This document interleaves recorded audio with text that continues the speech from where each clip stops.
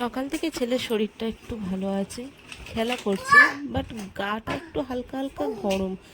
কিন্তু অ্যান্টিবায়োটিক খাওয়ার কারণে হয়তো শরীরের ভেতর থেকে একটু সুস্থ আছে, সেই কারণে ও খেলছে। আর ওকে খেলতে দেখে আমাদেরও ভালো তোমার এই লাগছে। বডি স্প্রেটা না আমার এদিকে চোখে ওর বাবা লাগবে রেডি হয়ে হাওয়ায় গেছে, ঢুকলে। কাজে বেরোবে।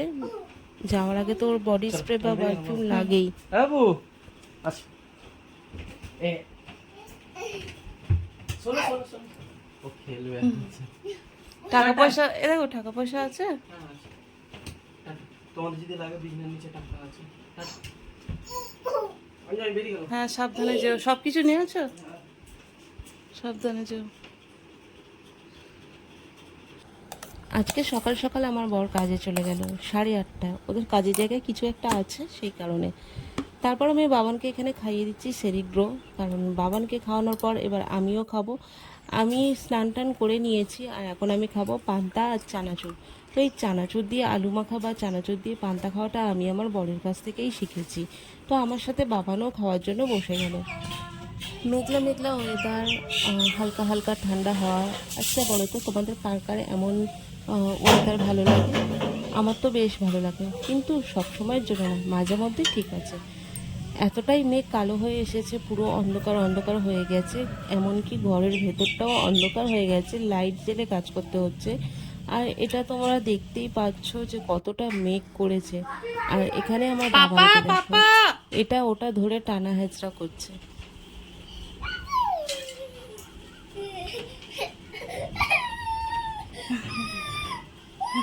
কি কি কি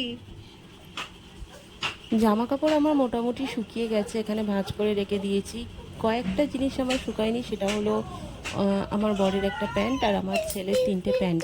তো এগুলোকে আমি বাড়ির মধ্যেই মেলে দেবো, যতটা শুকায় শুকায়। যদি রোদ বেরোয় তো তখন দেওয়া যাবে। তারপর আমি রান্নাঘরে চলে এসেছি, এখানে ভাত বসাবো। জল, সেই কারণে ভাতের হাঁড়িতে জল দিয়ে দিয়েছি, গামলাতে। আর এখানে দেখো আলু পটল দিয়ে মাছের ঝোল করেছি, আমি দুবেলার তরকারি করে নিয়েছি। আর এখানে আছে একটু পান্তা, কারণ সকালে আমি কিছুটা পান্তা খেয়েছি আর কিছুটা বেশি হয়েছে। এটা এখন থাক, পরে দেখা যাবে। আর আমার এদিকে দুবেলার রান্নাটা করে নিচ্ছি, যেহেতু এত বেলায় রান্না করছি আর আমার ছেলের শরীরটাও ভালো নয়, সেই কারণে দুবেলার রান্নাটা একেবারেই করে নিলাম আমি।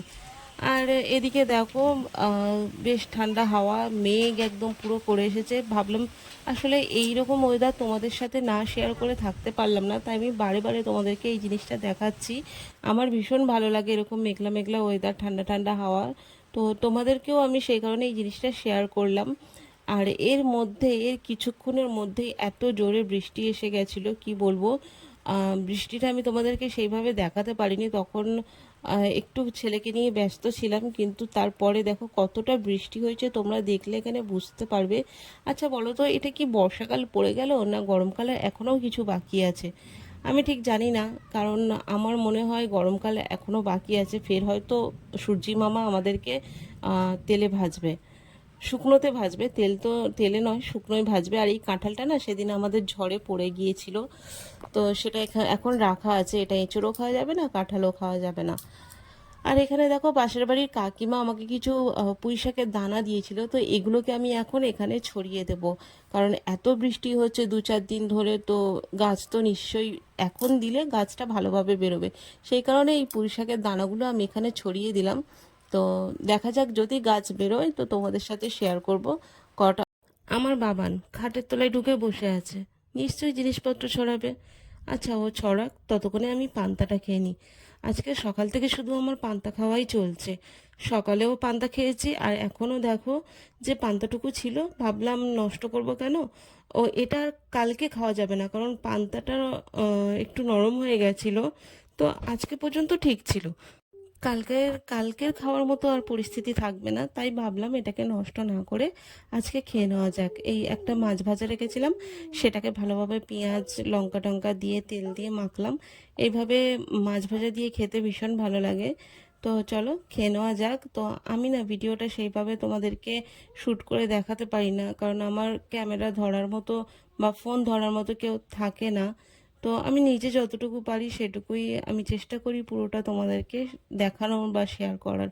তো এদিকে দেখো আমার বাবান খেলছিল চালের ডিব্বা থেকে চাল বার করে সব ছড়িয়েছি, কোথায় যাব দেখেছো? কোথায় যাব আর এখানে দেখো আমি চালগুলো কুড়াচ্ছিলাম, তো ও আমাকে ধরে টানছিল।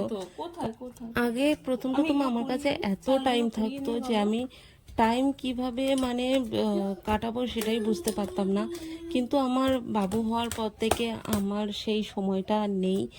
এমনকি এখন নিজেরও সেইভাবে আমি যত্ন নিতে পারি না। একটা কাজ সেরে না উঠতে উঠতে আরেকটা কাজ বাবু আমার জন্য রেডি করে রাখে। তো সারাদিন আমার এই চলে, আর সারাদিনটা আমার এইভাবেই কাটে। ওই দেখো দুষ্টুটা আবার কি করতে গেছে ওখানে, আবার কিছু না কিছু বার করতে গেছে। একটা একটা করে সব চাল কুড়িয়ে নিয়েছি, এই যে চালগুলো দেখাচ্ছি তোমাদেরকে। এই দেখো এইটুকুই ফেলেছিল, কিন্তু এইটুকুও বা ফেলবো কেন। সন্ধেবেলায় বাবানের যেহেতু জ্বর, মুখ খুব একটা ভালো লাগছে না বাবানের মুখে কিছু, তো আমি ভাবলাম একটা কুরকুরে আর একটা চিপস কিনে দিই, কারণ আমি সচরাচর এগুলো ওকে দিই না, খুবই কম দিই, রেয়ার দিই।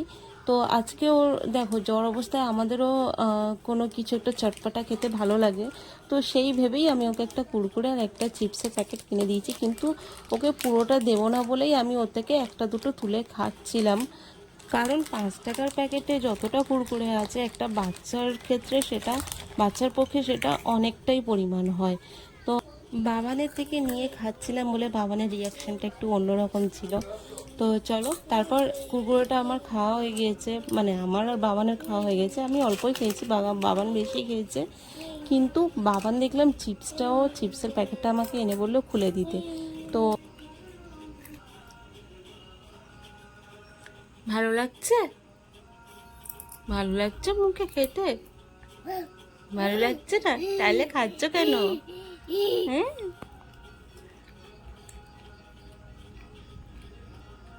সন্ধে থেকে রেডি হয়ে আমি বসে আছি যে কখন একটা রিলস করব, কিন্তু তার কি আর উপায় আছে?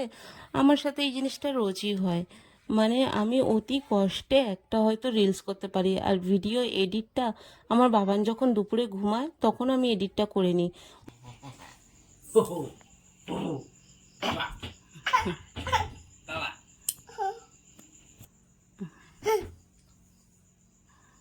খুব বদমাস।